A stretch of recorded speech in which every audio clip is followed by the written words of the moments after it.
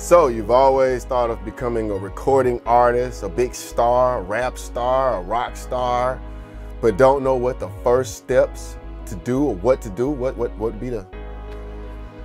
I don't know, man. It's a lot of important things. There's a lot of things to consider. Important things, a lot of things to think about. Yeah. So we're going to go through step by step with you. So stay right with us and we'll let you know what we think the first most important step it is to becoming a recording artist you need to do.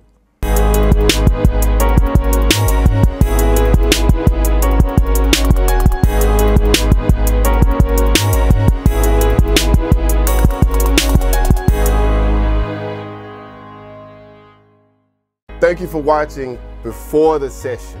I'm Kevin KJ Jones, the owner and operator of 16 Bars Recording Studio, producer, engineer, 28 years experience, and I'm here with my co-host, Donovan Earl Scott, D Scott for Real Music, D Scott. That's me. I'm a musician, writer, producer.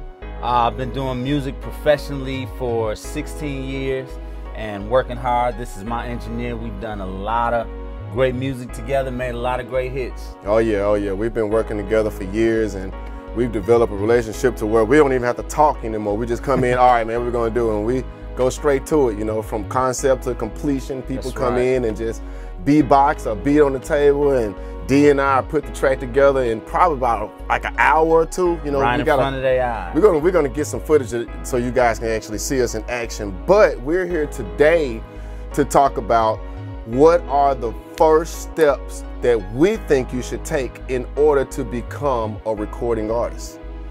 So D, I mean, you know, people think about it all the time.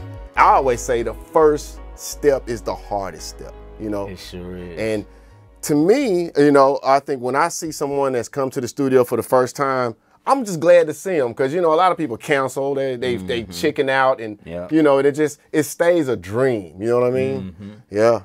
Yeah, I definitely get it. Yeah. Well, to put it into action to make it really happen, you got to schedule a session. Yeah.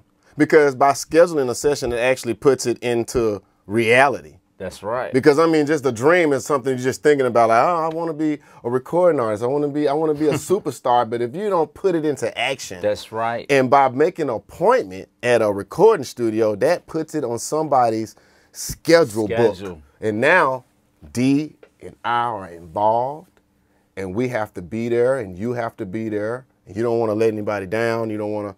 I think the first thing to do is... Here's another thing. What's that? What makes scheduling your session so important and vital, makes it real, because you got to spend money. Yep. You got to spend money. Yep, that's right. Nobody wants to blow money, you know what I mean? Yeah, because most real studios require a deposit on first-time clients. That's right. So, yeah, you're going to have to go ahead and up that deposit, probably half. But... I mean, I say give it a little time. If you book a session at a studio, maybe what, like 2 weeks, 3 weeks, a month? Maybe a month or so. Yeah, that way you know that you got time to get it together. Right, right.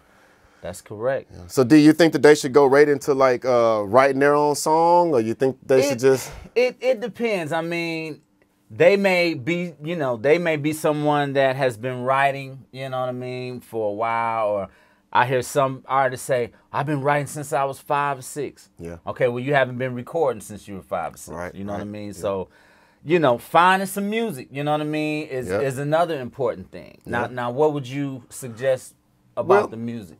I would say if you are a recording artist that's a writer as well, like you write your own music and you record, then I think writing a song is very important. Go ahead and get the song written and maybe find a beat on YouTube first. You know, don't get so invested into it. Something similar, something close, you know, something type track. You know, you can look up like a Lil Wayne type beat, you know, and something similar to come up, and then you can write to that beat and kind of get something together. Right. Yeah, and if you're not a writer, then I think a cover song. Just find a song that you know you can stick, you know? And that's very true. That's very true. Yep. And you can find the instrumentals and learn it. Then you come in the studio and record it, right? That's right. So that way, when you come to the studio and you get in the studio and you get behind that microphone and you'll see how you sound, how the engineer work, if this is even for you, because studio is pretty expensive. It is, and it's serious, and a lot of people here, think they have it. Can I share a quick story with you? Right Yeah, quick? Man. When I was teaching school, one day I had an in-service, so I had a sub in my class. All my students let the substitute know that, our teacher, Mr. Scott, is a producer. He's a musician. He got beats, you know what I mean? He make beats. So when I come back to the class, the substitute was like, yeah, Mr. Scott, your students telling me this and telling me that. Well, I sing, and my family has always told me, I need to record.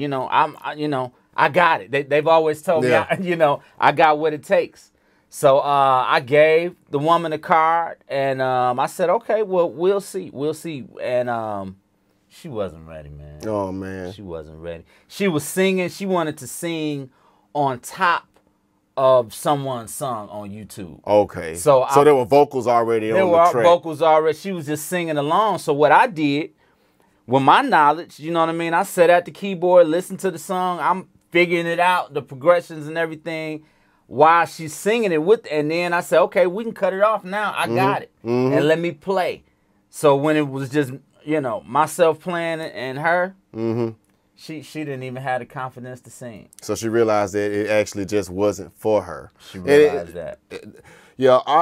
I remember a time where we were producing a track for somebody and we seemed like we got all the way, beautiful track, and all the way into the end of the track, they realized that it's not in this right key, or it's not exactly what, I'm not really feeling the track, or that's not really what I wanted.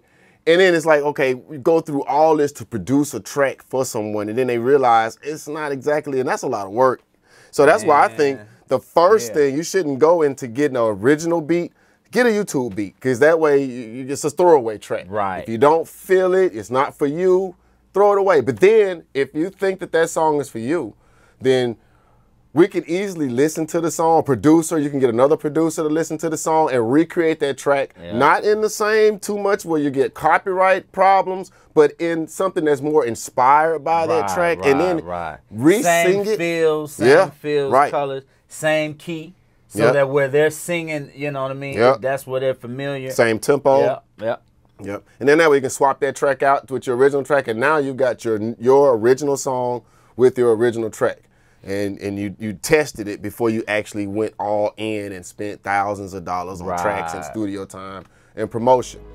So I think that the closure we got here, the first step to wanting to become a recording artist or getting into the music business is to make it your dream a reality. That's right. And by booking a session, that turns that idea into something that's a real life thing. You've involved people, other people, time, deposit, and energy. You gotta go forward with it now. Next thing you know, you're in the studio, you got that track you love, and now guess what?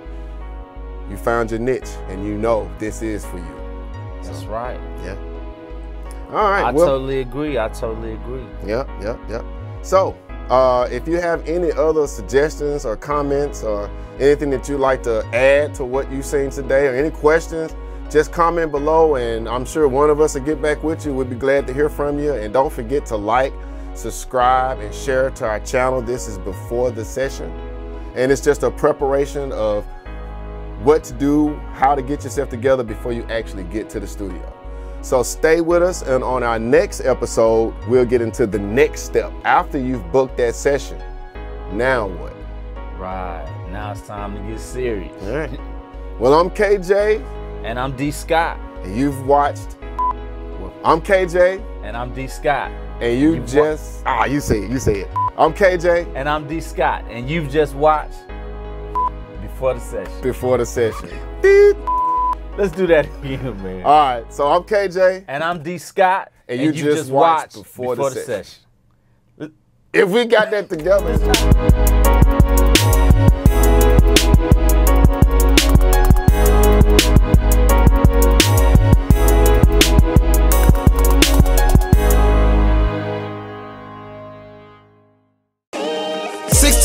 Bars Recording Studio in Jackson, Mississippi. 4652 McWillie Drive, Jackson's Industry Recording Studio. We also offer online mix and mastering and all other studio needs. Visit 16barsrecording.webs.com.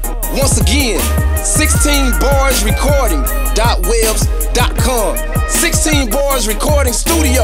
You can also contact us at 601-622-2922. Located in Jackson, Mississippi, 4652 McWillie Drive. Your #1 industry standard recording studio, 16 Bars. Offering quality recording, mixing, mastering, editing, music production, live bands, voiceovers, and more. Contact us today. Block rates available.